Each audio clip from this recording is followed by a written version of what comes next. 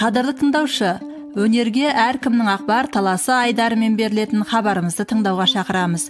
Микрофон алдында журналист Алтын Иманбаева. Бүгінгі әңгімеміз жыршы термеші Мағауия Баймұхамбетұлы жайлы болмақ. Елім жерім деп келген қандас бауырымыз Қазақ радиосына қызы Күлзинатты ертіп келіпті. Көршілес Қытай елінен келген қонақтардың ән термелерін концерттік студиямызда жазып алған соң Мағауия ағаны сөзге тарттық. Енді сол жолғы сұхбатымызды назарларыңызға ұсынамыз. Мағауияға студиямызға қош келдіңіз. Өзіңіз көршілес Қытай елінен туған жерді сағынып келгеніңізде, осы еліме әнім жетсе екен, жырым жетсе екен деген игі тілекпен біздің Қазақ радиосына келіп, студияға жақсы бір термелеріңізді, қызыңыз екеуіңіз әндеріңізді жазып қалдырып жатсыз. Ал енді осы шығармаларды тыңдай отырғанда сіздің орындашылық шеберлігіңізден, шығарған төкпе жырларыңыздан, өткен ғасырдың шайырларының, ақын жырауларының еңбектерінің оқып отқандай әсерде болдық. Осындай табиғи дарындылық осы қанмен келді ме деп ойлаймын. Біз Қазақстанға туышылап келгенбіз. Бір жағы осы қазақ мемлекетін көрейік деп, қазақ мемлекеттің мәдениетін үйренейік деп келдік. Шет жерде жүрміз. Сонау Қытай Республикасында жасаймыз. Онда 1,5 миллиондай қазақ тұрады. Олардың да қалжай жақсы. Шинжаңның Тоғызтұра ауданының мәдениет мекемеде істейміз. Қызым Күлзинат екеуміз де сол мәдениет сарайында тұрақты қызмет істейміз. Ол жақтың да ұлттық дәстүрге, аз ұлттардың мәдениетіне көңіл бөлу төтенше жақсы. Сондықтан менің өзімнің үйрену барысым, осы қалға жетілуіме тіке себепші болған сол орта мені тәрбиелеген. Әрине мен алғаш бала жасымда Қазақ радиостанциясының Шалқар программасынан көп сусындайтынбыз, көп әндер, жырлар үйренген болатын мен. Алғаш біздің осы көрсөктеп аңсайтын, жете алмай сағынатын көптеген өнерпаздар әлі есімде. Мәселен Ғарипұлы Құрманғалиев, Манарбек Ержанов, Жүсіпбек Елебеков, Мәдениет Ешекеевтердің айтқан әндерін орындауға құлшынатынмын. О кезде біздің мынау дыбыс таспаға түсіру секілді нәрселерден де кемшіл болатын. Бірақ сол радиодан тыңдап, соларды ұстаз тұтып, өнеге көріп келген болатынмын. Содан Біржан Салдардың әндерін, Мәдидің әндерін, Жауымысаның әндерін, Естайдың әндерін айтатынбыз үйреніп. Соныменен кейін осы терме айту өнеріне бейімделдім мен. Алғаш осы өзіміздің Шинжаң халық радиостанциясы, орталық халық радиостанциясы, Шинжаң телевизиясы деп біздің Қытай елінде ұлттық дәстүрге, ұлттарға мән беру жақсы. Олардың тілі, діні, мәдениетіне көңіл бөледі. Әр ұлттың өзінің ұлттық дәстүрі бойынша жүріп жатады. Сол телевизия менен сол радиоға көп концерттер бердім мен. 84 жылдан бері қарай 100-ден жоғары ән терме орындаппын. Жарияланып келе жатыр. Мен алғаш өлең жазатынмын, айтысқа түсетінмін, ән айтатынмын. 89 жылдар термені адамдарға өнеге, ғибарат, адамдарды жақсылыққа жетектейтін, адамгершілікке тәрбиелейтін, осындай ізгілікпенен ұлағатты ұрандайтын осындай бір тамаша жанр болғаннан кейін мен осыған бейімделдім. Бейімделуіме бір себеп болғаны өзім осы терме жазуға, ақыл-ярық тәрбие айтуға бір түрлі өзімнің қанымда болса керек, сол айтқым келіп тұратын. Төле билердің, шешендердің, Айтеке билердің, Қаздауысты Қазбек билердің, олардың жалпы жыраулық дәстүрі, шешендік дәстүрінен мен көп сусындадым. Мақал мәтелден, қазақтың қазыналы қара сөздерінен көп үйрендім. Соныменен мен терме жазуыма үлкен материал болды. Сол себепті 89 жылдан бері қарай терме жаздым. 92 жылы біздің облыс бойынша оздырылған терме жарысында менің сендермен кеңес құрайын деген тұңғыш термем сол жерде әуен сыйлығын, орындау сыйлығын, текст сыйлығын, үш сыйлықты қатар алды. Демек кейін біздің Шинжаң дыбыс кескін баспасынан дыбыс таспасында менің көп термелерім жарияланды. Сол дыбыс таспадан бүкіл Шинжаңдағы жалпы өнерпаздың көбі термеге үйренетін өнерпаздар солар жатта барып телевизияда орындап, топтарда орындап, тойларда орындап көп жерде таратты. Менің шығармалығымның құндылығына халықтың қабылдап алған өзім қуанам. Алтынай деген бала 5 айдың ішінде Түркістанда өткен оралмандар менен бір термешілер, ақындар айтысы болған. Сонда жаңағы менің сендермен кеңес құрайын деген термемді сыртқы Моңғолиядан келген бір жігіт орындаған. Соны мен орындап сол жерде халық алдына шықты дегенде мен көзіме жас келді. Бұл өнерде шек жоқ, өнерде шекара жоқ, ақылда да шекара жоқ. Осыған мен қатты қуандым. Мен қазірге дейін 30-дан арта терме жаздым. Енді оның 15-тей әуені бар, яғни. Енді Мағауия Баймұхамбетұлының «Қадірлесін халқыңды» термесін автордың орындауында тыңдалық.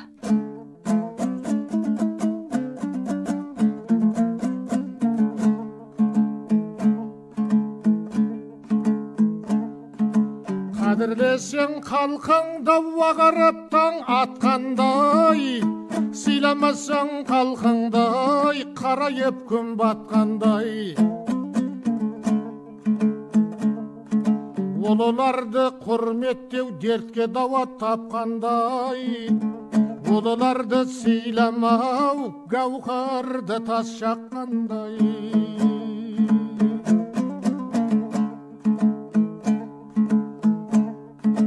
Қадірлесең үлкенді тұғырда қырам баққандай, сыйламасаң үлкендей жолсыз бетеу шатқалдай. Қадірлесең ананы өмірге шырақ жаққандай, сыйламасаң ананы қараңғы түнек жапқандай.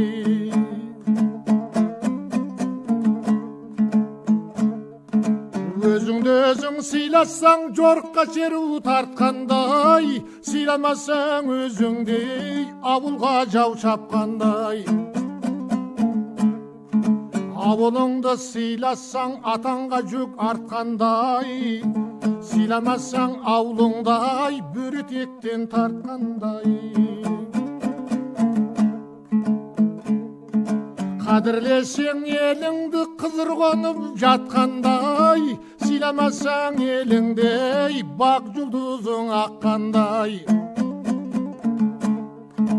Өз ұлтыңды түсінбеу көгерім орман жаққандай, қадірлесең ұлтыңдай құрыштан қорған соққандай.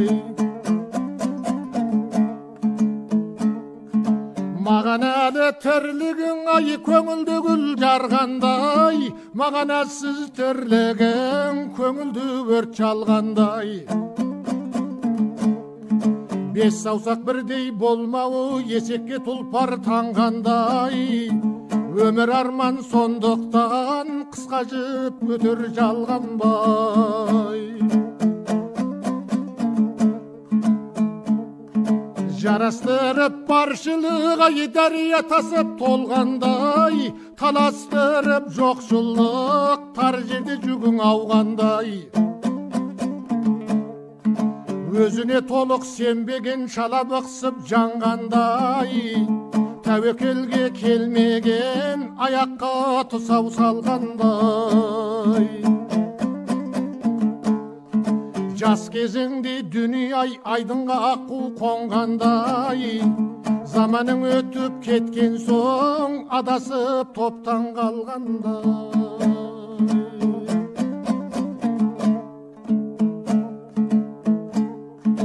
Жолдас болу жақсы мен су жорға дүлдүл мінгендей, жолдас болу жаман мен тас қапасқа кіргендей. Ақылдының ақылы алтын үйіп бергендей, ақымақтың ақылай керуенге ит үргендей. Атадан қалған байлығың судан ағып келгендей, бейнетпен жиған дәулетің тонна тартқан тирмендей.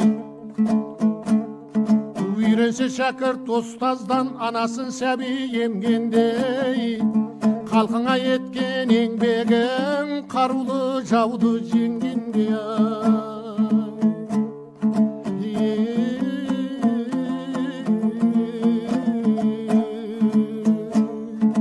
Халқыңа еткен еңбегің қарулы жауды жеңгендей.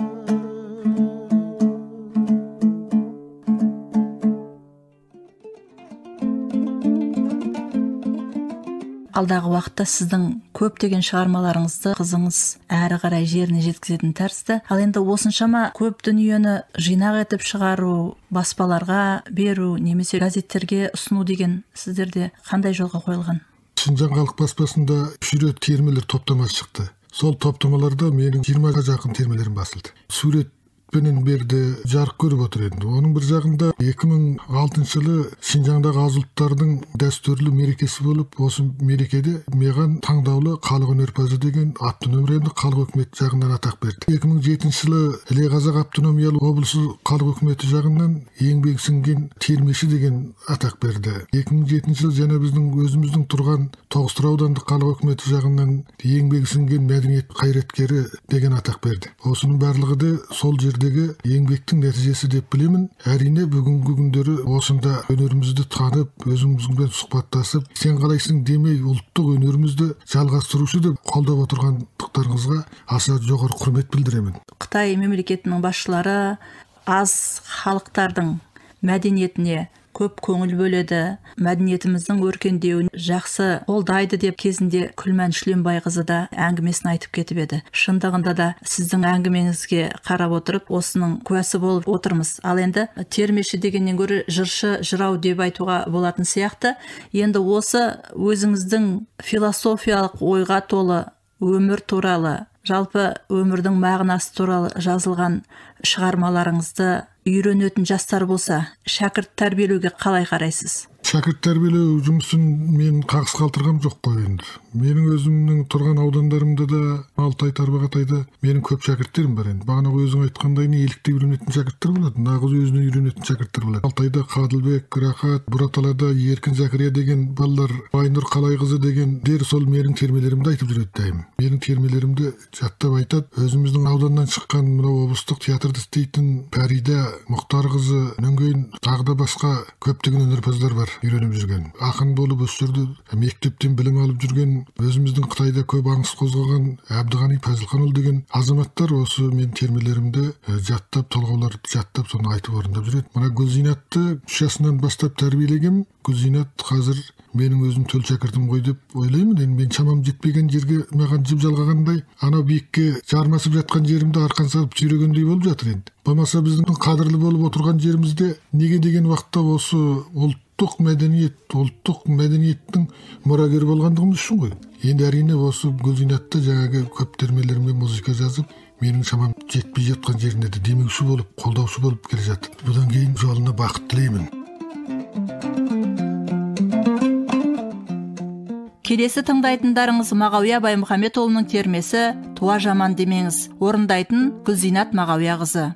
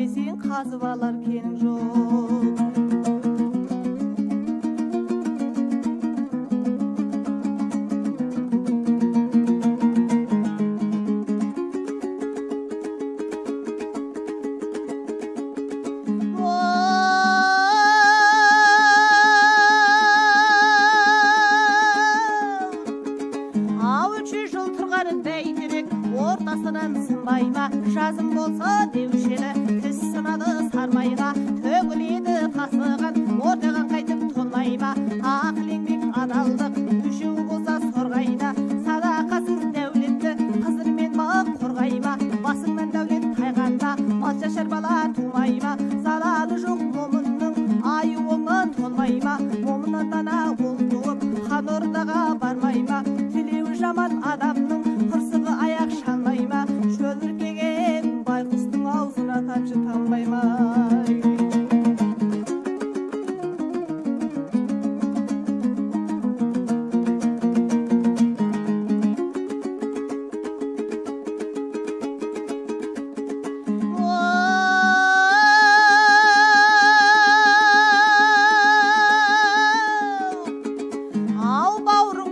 Ақылды атыңды әкеп ертесін, ал ауыз болып қан тұрып, итке шана шекпесін, жақындатып алысты, ақылды әйел сеппесін, берекені ірітіп, сыртайланып теппесін, жарастырар қарындас ағайынның өкпесін, бір анадан туған соң тырнағы ішке бөкпесін, обыр болам деп көңілге тұма шөкпесін, болғанда өзің туғаның кеңірдегі кеппесін, ықыласыз мал бітіп кербақ түлен түртпесін, тек татаның аруағы тебіредіп кетпесін.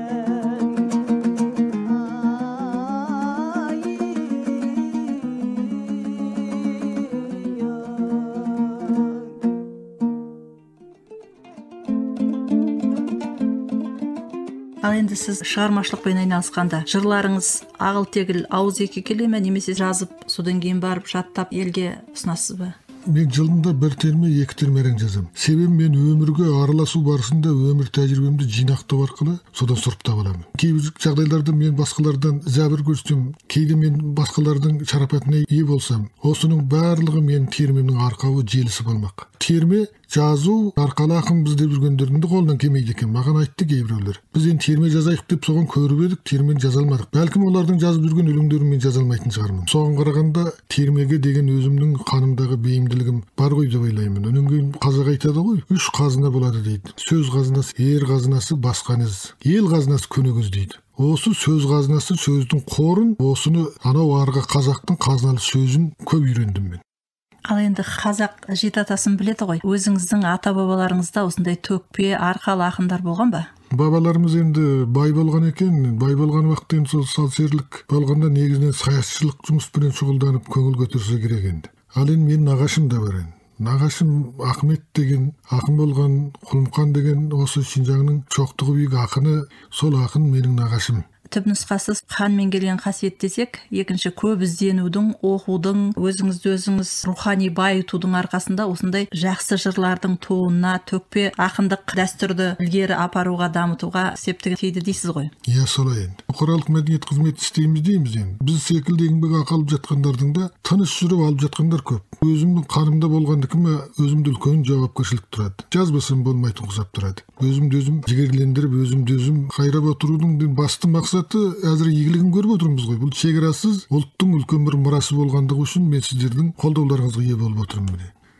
Ал енді әңгімемізді қызыңыз Гүлзейнеп жалғастырса, әке балаға сыншы дейді ғой. Мінекей, қасыңызда жүріп, әкеңіз өнерге, мына өлеңге баулып жатыр. Әкенің жыр термелерін алдағы уақытта әрі қарай жалғастыру сіздің борышыңыз ба деп өзім ойлап отырмын. Осы бір кәсіпті қалауыңыздың себебі не? Мектеп табалдырығын аттағаннан кейін мектебіміздің сахараларынан көрініп, ұстаздарыма өнер көрсетіп, өстіп, халықтың алдына біртіндеп шыға бердім. 98 жылы Іле-Федегі халық мектебінің музыка классына түстім. Содан кейін музыка мұғалімдері музыканың әр қырынан дәріс берді. Ол кезде де оқытушыларымыз дәріс өтіп жатады, бірақ та мен тағы да сол терме айтсам, қандай жаңа термелер бар, әкем тағы да қандай жақсы терме үйретеді деп осыны аңсап, осыны үйренсем деп ойлап тұрадым. Іле педагогикалық институтында тағы білім толықтырдық.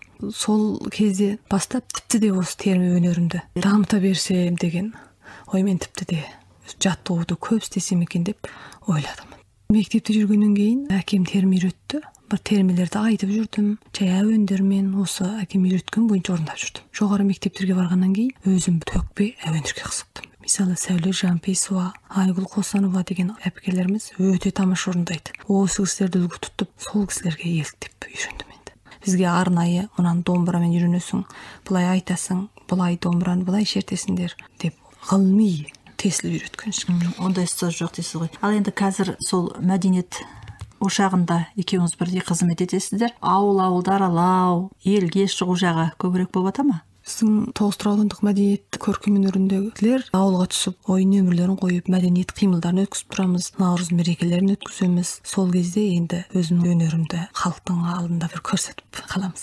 Сол кезде бір шабыттанып, ағыл-тегіл термелерді төгіп, әндерді шырқап, халықтың қошеметіне бөленем дейсіз ғой. Ал енді киім үлгілері, оған бөлінетін қаражат жағы қалай? Біздің аудан басшылары осы мәдениет қимылға өте жақсы қарайды. Жаңадан киім-кешек тіктіріп беру, өнің безену жаққа қандай көңіл бөлу керек, осының бәрін аудан басшылары, мекеме басшылары қолдап тұрады. Алдағы уақытта алған бағыттан таймайым дейсіз ғой.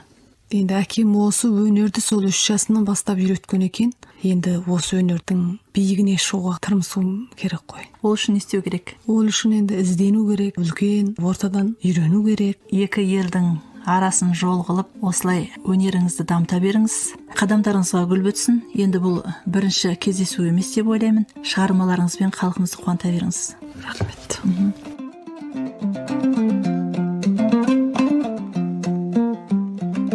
Сіздердің тыңдағандарыңыз өнерге әркімнің ақбар таласы айдарымен берілген әдеби музыкалық хабар. Хабардың авторы әрі жүргізген журналист Алтын Иманбаева, музыкамен көркемдеген Шәрбану Әлмешева.